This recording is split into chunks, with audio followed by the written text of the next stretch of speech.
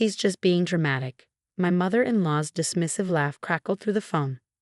Besides, Sophia's runway debut is a once-in-a-lifetime event. I couldn't miss it for a simple fever. I gripped my phone tighter, trying to process what I was hearing while sitting in my hospital gown, minutes away from being wheeled into surgery. Margaret, you were supposed to watch Oliver. He's sick with a 102-degree fever. I trusted you.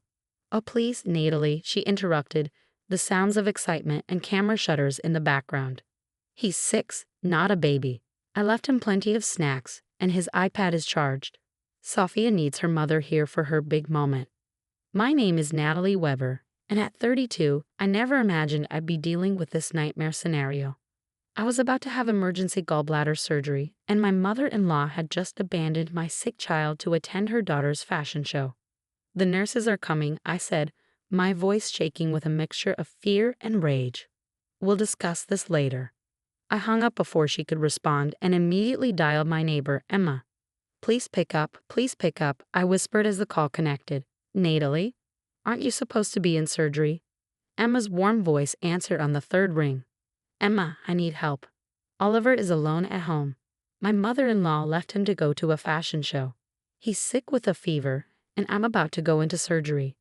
Could you please?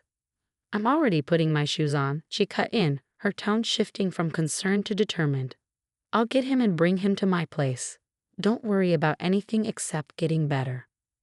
Tears of relief streamed down my face. Thank you. The spare key is under the turtle planter, I remember. Now focus on yourself. Oliver will be safe with me. As I ended the call, the nurses arrived to prep me for surgery. My mind raced with thoughts of Oliver, alone and sick in our house. James, my husband, was away on a business trip in Seattle, unreachable during a crucial presentation. I had no choice but to ask Margaret for help when the gallbladder attack hit. All prepped for surgery, the nurse asked, checking my vitals. Your blood pressure's a bit high.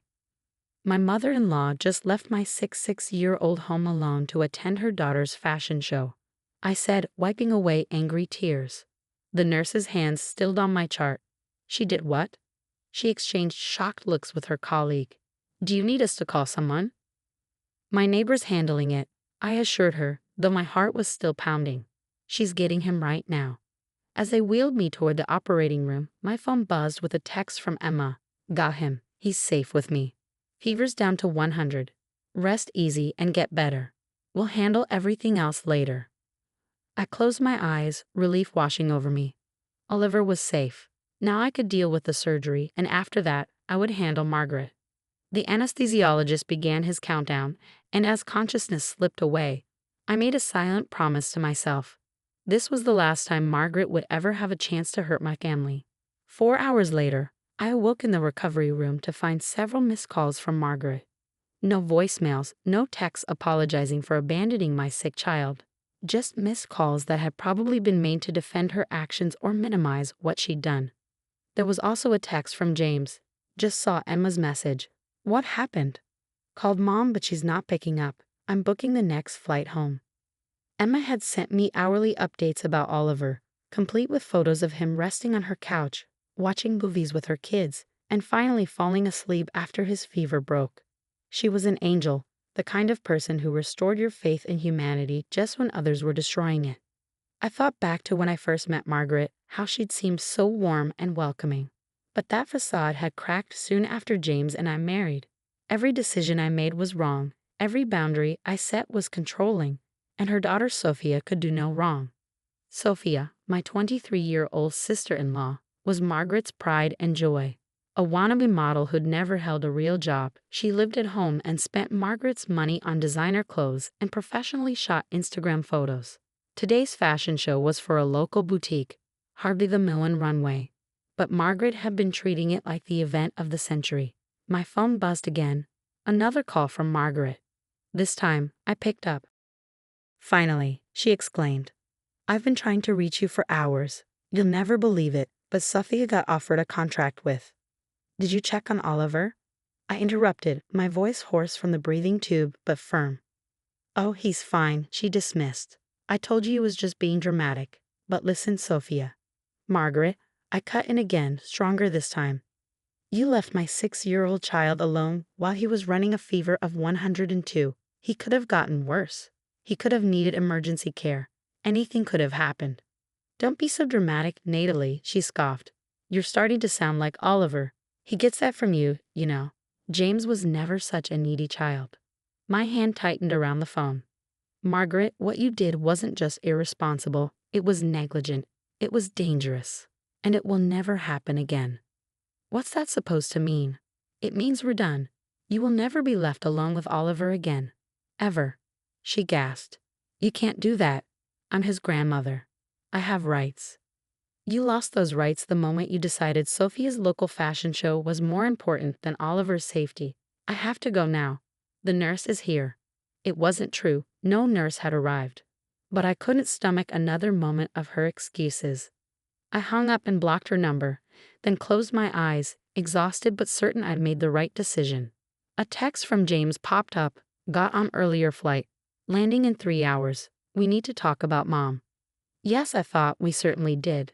And this time, things would be different. This time, I wouldn't back down. James arrived at the hospital looking exhausted, his suit wrinkled from the rushed flight. His face was etched with worry as he entered my room. How could she do this? He asked, sinking into the chair beside my bed. I've been trying to wrap my head around it the whole flight, but I just can't understand. Before I could respond, my phone lit up with a text from Emma. Heads up, your MIL just showed up at my house demanding to see Oliver. I told her to leave or I'd call the police. She's heading your way. I showed James the message, watching his expression darken. She's completely lost it, he muttered, running a hand through his hair. As if on cue, Margaret burst into the room, Sophia trailing behind her with a sulky expression.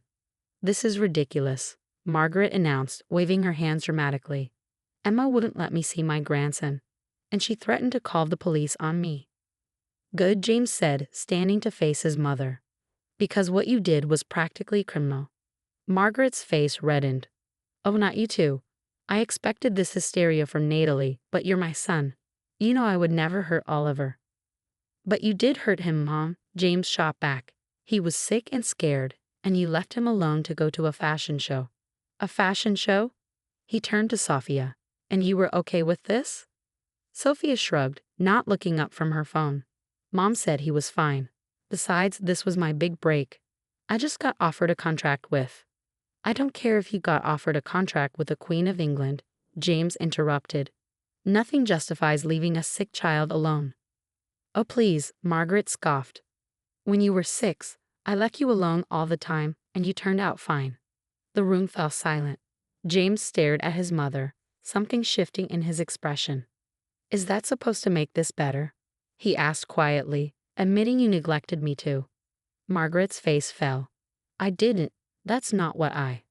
Get out, I said, my voice firm despite my post-surgery weakness. Both of you. Now. But my contract. Sophia started. Out? James shouted, making both women jump. After they left, James slumped back in his chair, looking defeated. I'm so sorry, he whispered. I knew Mom could be difficult, but I never thought. It's not your fault, I assured him, reaching for his hand. But we need to make some changes. Real ones, not just temporary boundaries she'll trample over in a week. He nodded, squeezing my hand. I know, and I support whatever you think is best. Oliver's safety comes first. Just then, Emma sent another update. Oliver's fever is completely gone. He's playing Mario Kart with my kids and asking when he can see his mom and dad. I showed James the message, watching him smile despite everything. Emma's been amazing through all this, he said. Unlike my own family. She's what real family should be, I agreed. Speaking of which, we need to talk about Christmas. James groaned. Mom's already been planning it. She's invited half the neighborhood to show off Sophia's modeling photos. Well, she can show them to whoever she wants, but we won't be there. I think it's time we started our own traditions. Before James could respond, my phone buzzed with a series of texts from Margaret. This is all being blown out of proportion. I demand to see my grandson. Sophia is devastated that you've ruined her big moment. James, call me immediately. Your wife is turning you against your own family. I handed the phone to James, watching his jaw clench as he read the messages. Without a word, he blocked his mother's number on my phone, then did the same on his. Enough, he said firmly. She can't keep doing this to us. To Oliver. A knock at the door interrupted us. It was my doctor with my discharge papers. As she reviewed my post-surgery care instructions, I caught James typing on his phone. "What are you doing?" I asked after the doctor left. "Emailing our lawyer," he replied, not looking up. "I want to know our options for a restraining order, just in case. And I'm documenting everything that happened today." I felt a weight lift from my shoulders. This was the support I needed. A husband who put our son's safety above his mother's feelings. Later that evening, as we drove to Emma's to pick up Oliver, James turned to me at a red light. "You know Mom's going to tell everyone we're horrible people for cutting her off. She'll play the victim, and Sophia will help her." "Let them," I said, surprising myself with how little I cared. Anyone who believes abandoning a sick child is okay isn't someone we need in our lives anyway. The light turned green, and as James accelerated, I felt stronger than I had in years. Sometimes it takes a crisis to show you who people really are, and who you really are. Margaret had shown her true colors, but I found my strength. And I knew, watching the sunset paint the sky in shades of pink and gold, that this was just the beginning of our story. The hard part wasn't over. But for the first time, I was ready for whatever came next. 1 month after the incident, we were still dealing with the aftershocks of Margaret's actions. As predicted, she launched a full-scale campaign to paint herself as the victim, flooding social media with tearful posts about ungrateful children and grandparents' rights. What she didn't expect was Emma's response. "I've been quiet long enough," Emma announced one morning, showing me her phone. She posted the complete story on our neighborhood Facebook group, the same one where Margaret had been spreading her lies. Emma included screenshots of text showing the timeline: Margaret abandoning Oliver, my emergency surgery, and her later attempts to minimize what she'd done. The community's reaction was swift and decisive. Margaret's carefully crafted image as the doting grandmother crumbled overnight. How dare she leave a sick child alone? I'm removing her as president of the garden club. And she had the nerve to play victim. Margaret's response was predictable. She showed up at our door, mascara running down her face. "You've ruined everything," she screamed. "The garden club was my life. And now Sophia's modeling contract is in jeopardy because the boutique owner saw the posts." James, who'd been working from home since the incident, appeared behind me. "You ruined everything yourself, Mom." The truth was bound to come out eventually. "The truth?" She scoffed.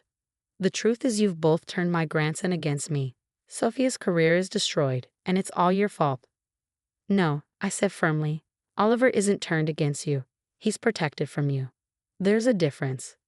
"Protected?" "He needs his grandmother. He needs adults he can trust," James countered. "You lost that trust when you left him alone and sick to attend a fashion show." It wasn't just a fashion show. Sophia appeared behind Margaret, her face red with anger. It was my big break, and now everyone's canceled my contracts because they don't want the drama. I felt a strange calm as I looked at them both. The mother-daughter duo who'd caused so much pain yet still couldn't see beyond themselves. "Actions have consequences," I said simply. "You're both experiencing that now." "This isn't over," Margaret threatened. "I'll sue for grandparents' rights."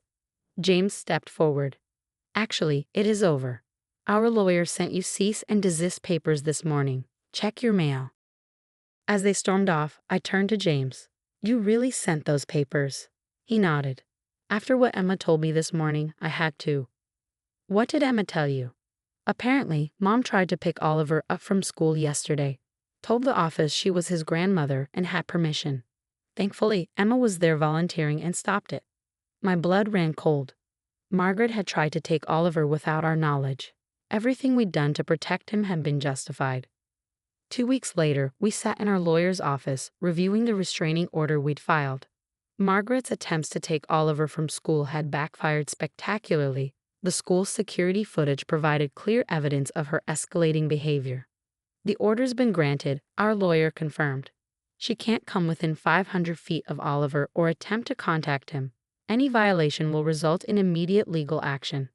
That evening, as we sat on our back patio watching Oliver play with Emma's kids, I felt the last piece of tension leave my body. The sound of children's laughter filled the air, and a setting sun cast a warm glow over our small but genuine family. "I got an interesting call today," James said, sipping his coffee. "Dad finally reached out." My heart skipped. James's father, divorced from Margaret for 20 years, had been notably quiet throughout this ordeal. "What did he say?" "He apologized. Said he should have warned us years ago about Mom's behavior. Apparently, she did similar things when I was young. He just didn't have the courage to stop her then." I watched Oliver chase fireflies with his friends, his laughter pure and untainted by adult drama. "Well, we had the courage. That's what matters." James squeezed my hand. "You know what else Dad said? He'd like to meet Oliver, properly this time, without Margaret's influence." I smiled. "I like that. Life has a way of showing you who people really are, sometimes in ways you never expected." Margaret's true colors were revealed not just to us, but to everyone who mattered.